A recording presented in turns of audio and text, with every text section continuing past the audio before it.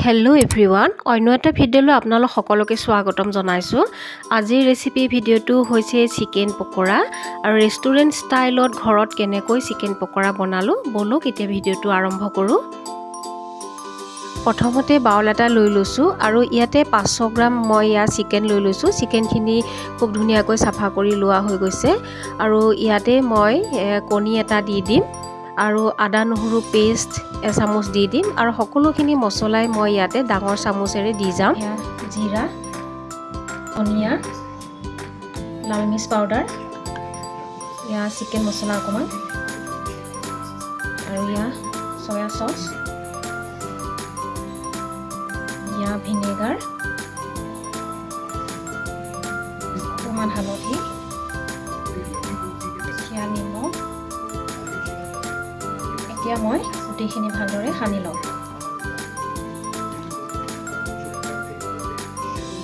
সানি লোৱাৰ পিছত এতিয়া 1 ঘণ্টামানৰ কাৰণে মেৰিনেট হ'বলৈ দি থৈ দিম। চিকেনখিনি 1 ঘণ্টা মেৰিনেট হোৱাৰ পিছত এতিয়া মই বেলেগ এটা বাউলত কৰ্ণফ্ল'ৰ 1 কাপ লৈ ল'ম।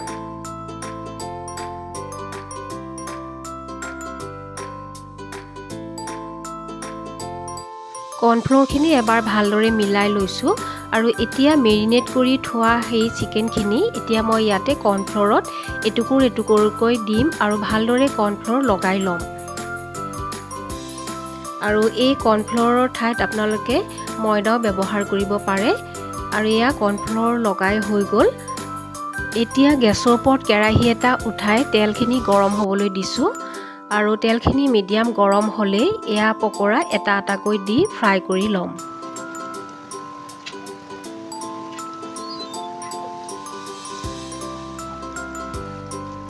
মিডিয়াম ফ্লেমতে চিকেনখিনি ফ্ৰাই কৰিব লাগিব আৰু যদি হাই ফ্লেম দিয়া হয় তেতিয়াহ'লে আমাৰ চিকেনৰ ওপৰৰখিনিহে সিজিব বা ৰঙা পৰি যাব, ভিতৰলৈকে নিসিজিব। আৰু সেইটো কাৰণে আমি ল' ফ্লেম বা মিডিয়াম ফ্লেমতে চিকেনখিনি ইলুটি সিলুটি কৰি ফ্ৰাই কৰিব লাগিব।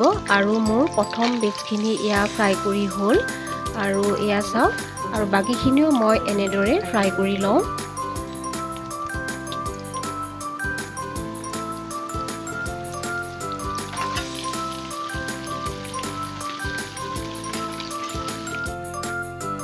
চিকেনখিনি ফ্ৰাই কৰি লোৱা হৈ গ'ল আৰু এতিয়া বেলেগ এটা বাটিত মই ইয়াতে ডাৰ্ক চয়া চচ আৰু লাইট চয়া চচ আৰু কচুৰি মিঠি এচামুচ দি দিছোঁ আৰু ইয়াতে অৰিগেনো এচামুচ দি দিম। আদা নহৰুৰ পেষ্ট এচামুচ দি দিছোঁ। টমাটো চচ দি দিছোঁ। মেগী মছলা দি দিছোঁ। ৰেড চিলি চচ ইয়াতে দি দিছোঁ আৰু এই ৰেড চিলি চচটো দিলে আমাৰ চিকেনৰ কালাৰটো খুব ধুনীয়া হ'ব। ভালদৰে এবাৰ মিলাই লৈছোঁ। এতিয়া গেছৰ ওপৰত কেৰাহী এটা উঠাই কেৰাহীটো গৰম হোৱাত মাত্ৰ ইয়াতে 2 চামুচ তেল দি দিম আৰু ইয়াতে বেছি তেল ব্যৱহাৰ কৰিব নালাগে। আৰু এতিয়া মই মিক্সাৰখিনি ইয়াতে দি দিছোঁ আৰু মিক্সাৰখিনি দিয়াৰ পিছতে আৰু 1 মিনিটৰ কাৰণে এই মিক্সাৰখিনি ভালদৰে লৰাই ভাজি থাকিব লাগিব, কাৰণ ইয়াতে আদা নহৰুৰ পেষ্ট এচামুচ দিয়া হৈ গৈছে আৰু লগতে ইয়াতে মই মৌ 2 চামুচ দি দিম। তেতিয়া আমাৰ মিঠা এটা ভাৱ আহিব চিকেন পকৰাত। লগতে চিকেনখিনিৰ চাইন এটা আহিব আৰু দেখিবলৈও খুব ধুনীয়া লাগিব। 3 মিনিটমান হ'ল এই মিক্সাৰখিনি ফ্ৰাই কৰি থকা আৰু এতিয়া ইয়াতে চিকেন পকৰাখিনি দি যাম আৰু চিকেন পকৰাখিনি দিয়াৰ পিছত ভালদৰে মিলাব লাগিব যাতে আমাৰ চচখিনি চিকেনত ভালদৰে লাগি যায়। আৰু চাওক কালাৰটো খুব ধুনীয়া হৈছে, কাৰণ ইয়াতে মই চচটো ৰেড চিলি চচটো দি দিছিলোঁ আৰু সেইটো কাৰণে কালাৰটো খুব ধুনীয়া হৈছে। একেবাৰে ৰেষ্টুৰেণ্ট ষ্টাইলত বনাইছোঁ আজি।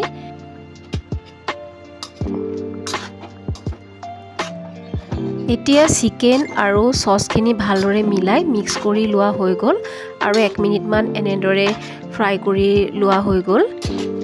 আৰু ইয়াতে আৰু এটা লুক আহিবৰ কাৰণে মই ইয়াতে ৰোষ্টেড কৰা বগা তিল অকণমান ওপৰতে দি দিছোঁ।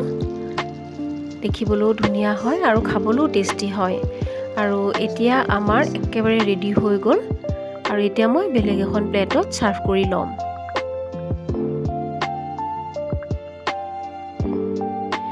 ঠাণ্ডাৰ দিনত গৰম গৰম চিকেন পকৰা খাবলৈ বহুত ভাল লাগে আৰু সৰুৰ পৰা ডাঙৰলৈকে সকলোৱে খাই ভাল পায়। আৰু মই সেইটো কাৰণে আজি একেবাৰে ৰেষ্টুৰেণ্ট ষ্টাইলত বনাইছোঁ। আৰু যদি ভিডিঅ'টো চাই ভাল পায় তেতিয়াহ'লে লাইক এটা কৰিব আৰু মোৰ চেনেলটো ছাবস্ক্ৰাইব কৰিব। আজিলৈ আহিছোঁ। Thank U.